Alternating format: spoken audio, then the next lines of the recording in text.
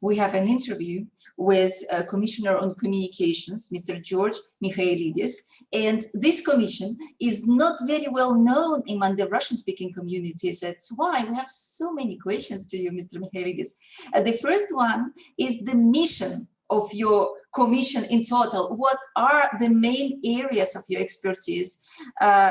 First of all, it's hard to overestimate your input in the times of electronic communication. And let's start with the digitalization of Cyprus. What are your priorities and what services do you provide to citizens and residents of Cyprus? Yes, thank you for the question, Dalia.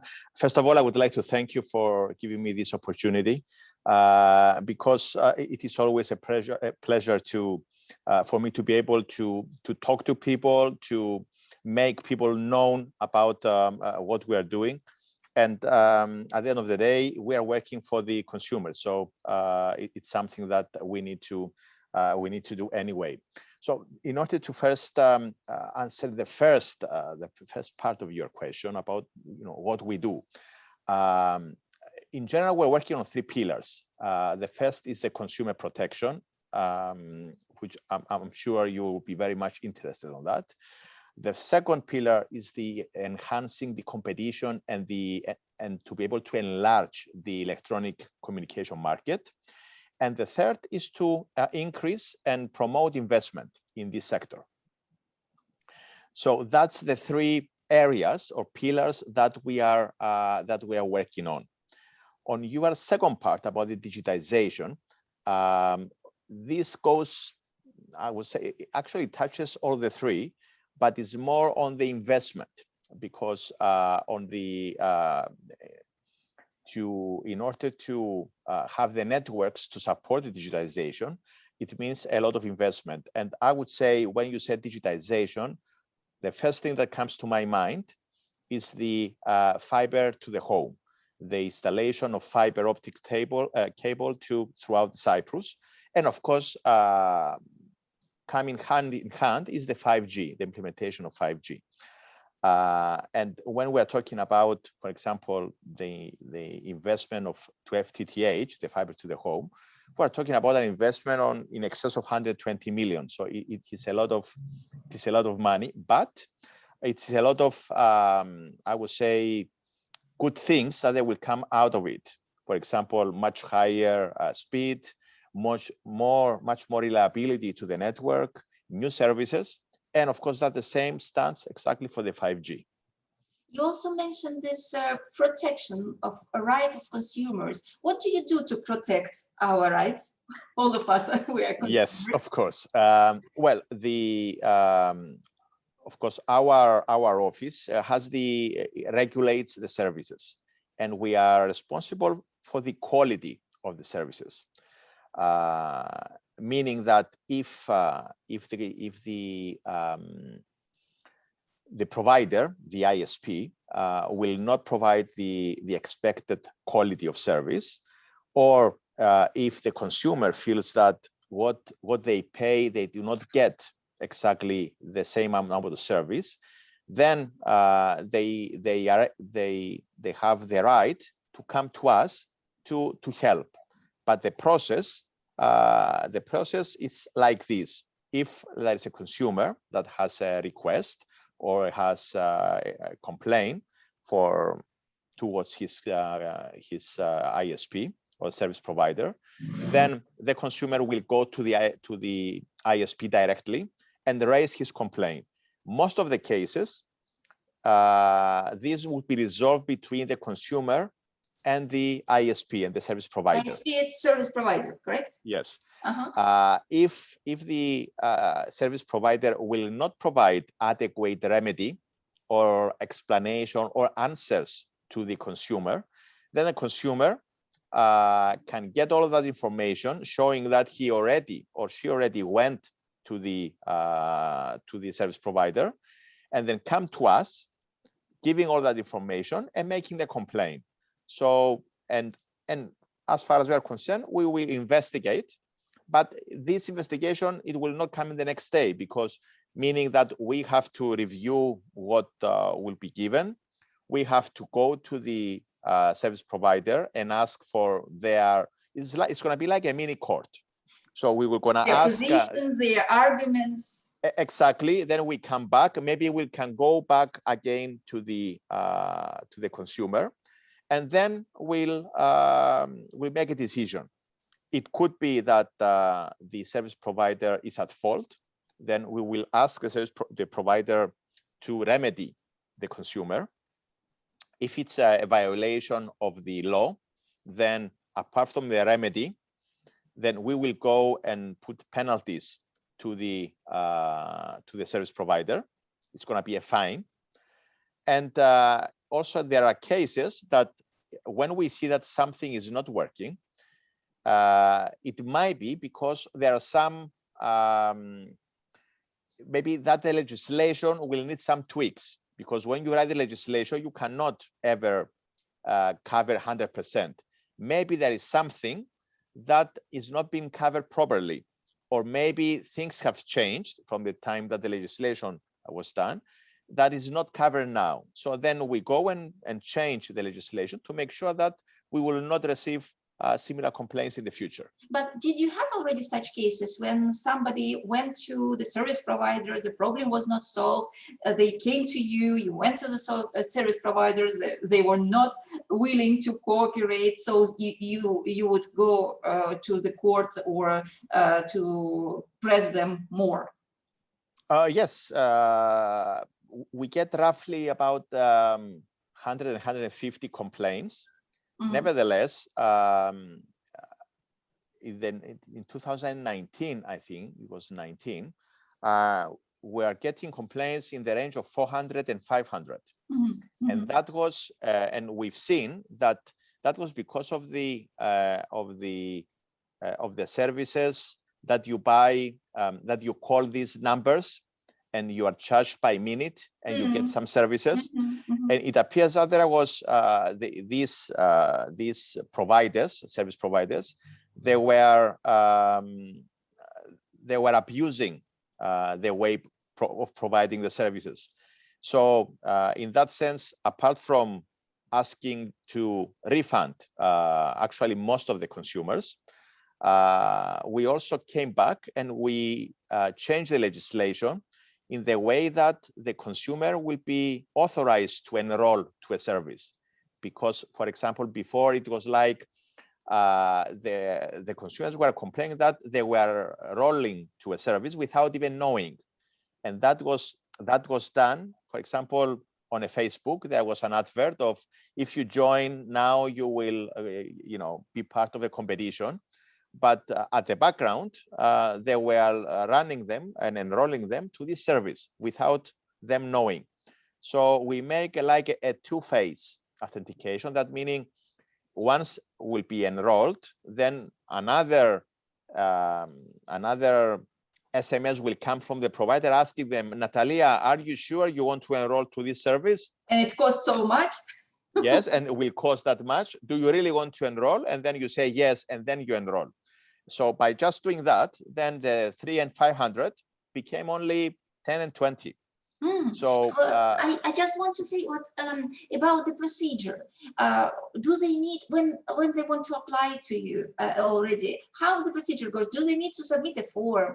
Can they send an email? Can they call? What is the way to contact? Well, it can be done by email, by fax, or by in person. The site is in Greek.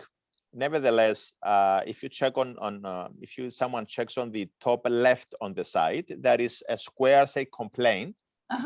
So an English speaker can go directly there. And if he press on that complaint, we'll get to the English speaking form. Okay. Now we're in the process of anyway revising the whole website, and yes, we also eventually do it in English as well. But you will create a new one because you are in the sphere of communication. You should be in front of exactly. all the other commissions. Exactly. Your website should be the best. Actually, it's already finished. Now we are in the process of finding the right pictures to put it in the website. So this is coming. But until the news website comes, until we get everything in English, there is this complaint button that anyone can press. and can get directly to the form. I know that you're also responsible to guarantee the fair competition among the telecommunication companies. What do you do in this respect? All right, so what that's the heart of regulation in a sense. So what a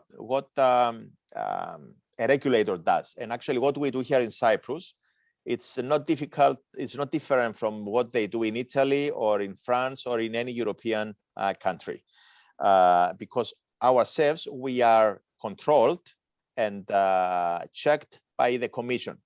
So it's not that anyone of the regulators in the Europe, they can do exactly whatever what they want. So what we do, we analyze the market, and if we identify one of the providers, service providers, that it has significant market power, that means, let's say, more than 50%, or maybe you can identify two that they have significant market power, 40 and 40. Then this analysis will show that, and then it will also show whether you need to regulate that provider that has a significant market power in order to allow the competition to rise. So imagine that about 15 years ago, 20 years ago, when there was no when CETA was on its own, no one could ever be able to start business in electronic communication unless you regulate the provider, CETA in that case, in such a way in order to allow others to start business. For example, you enforce them to allow third parties to use their network, because building such a network costs a lot of money, and it might be a show, it might be like a showstopper to anyone willing to start such a business. So by regulation, you make them and you enforce them to do so at a specific price. So that's, for example, it's one of the regulations that we do. So in this way, I just wanted to say, what to expect in the nearest future? We know that there are so many companies now, telecommunications, and you are a regulator there. What do you see coming? Well, in terms of the market, we already have four providers in landlines and as well as in mobile, which is, you know, for a small place like Cyprus, I think could be already many more internet providers. There are not four. In internet, maybe there are more companies. Well, I'm talking about those that they have mobile services their own and internet services their own. The other, the smaller, they buy services from the bigger one. But I would say in terms of technology, what I would see coming, of course, is a fiber to the home. But the real change to our lives will come with the introduction of 5G, because I normally like to say this in comparison. I would say that the change that we will see in our lives with the advent of 5G would be like when we have when it was introduced in our lives, the smartphone. For example, 15 years ago, no one would ever imagine that with the smartphone you can pay bills, you can access internet, you can have your tickets on, you know, you can do pretty much, order your food, order your packets from any online services. No one would ever imagine that would be able to do so, or making video calls. Video calls 15 years ago or 20 years ago, it was like a science fiction. Now it's like, you know, you get to one of your applications and you call your friend. It's that easy. So it will be like this, you know, things that you cannot even imagine that will be ever be happening in your life. It will be possible with the 5G. Okay, there is another thing which I want to discuss in conclusion of our interview. We don't want it to be long, but I cannot miss it. It's DSA. What is this? DSA is the Digital Security Authority, and thanks for asking, because it's a new organization that is under the Commission of Communication. So Commission of Communication is responsible for the regulation of electronic communication, postal services, and DSA, Digital Security Authority. So the Digital Security Authority has been created as part of a European directive, and its main responsibility is to protect the critical information infrastructures. And when we say critical information infrastructures, we're talking about organizations or services that if they cease to operate, like electricity, for example, then that will create a problem to either to the citizens or to the economy.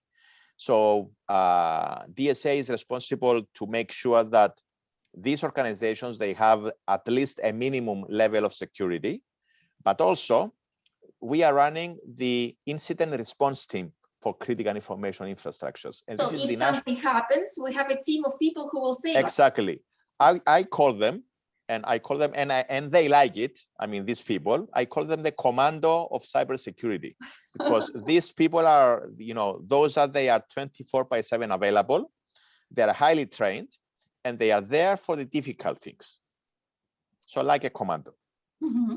All right. And what, are we in danger of these cyber attacks? Everyone is writing the articles on internet that the world has been changed. And now that everyone is under the threat of being attacked, and even without knowing it. So what is the situation, in your opinion? What citizens, regular citizens, need to do regarding it? Well, first of all, we have to understand that smartphone, for example, it brings nice things, but also brings risks, because like computers, also smartphones can be hacked by hackers. So as long as you are connected, in any way you are connected, then you are in danger of getting attacked by a hacker. So in terms of a citizen, the citizen has to be always, they have to think twice before they do something. It's like when somebody is knocking your door and you don't know him, then maybe you think twice to open the door. So if you receive a mail and you don't know who has sent the mail, then maybe you have to think twice to press the attachment, to open the attachment. Not only, you should not keep sensitive information on the devices which are connected to the net. So if your phone has some photos you don't want to be revealed, you need to delete them. Absolutely. And you need to have passwords. You need to have antivirus, even on your smart device, because most of the people, they don't. So it's a good practice to have an antivirus on your smart device, the same way you have it on your laptop or on your PC. So I guess the rule of thumb is, if you don't know and you are not sure on something, you don't press OK. You just leave it. Yes. All right. In the conclusion of our conversation, what would you share with the Russian-speaking readers? What message would you like to send to the Russian-speaking community? Well, first of all, I would like to say that we are here to serve and offer our services to all to everyone that is a resident in this country. And if, of course, there is something that any of the residents, of course, that includes the Russian community, and they feel that they would like to be served by our office, for example, for a complaint, following the process I described earlier on, of course, they are most welcome to come to us. And the second thing I would like to say is that use the technology, but safely. Yes, so not to be afraid to use the technology and to follow certain rules, not to feel sorry about that. Exactly, yes. Thank you, Commissioner. Thank you very much for your time and for this conversation. Thank you.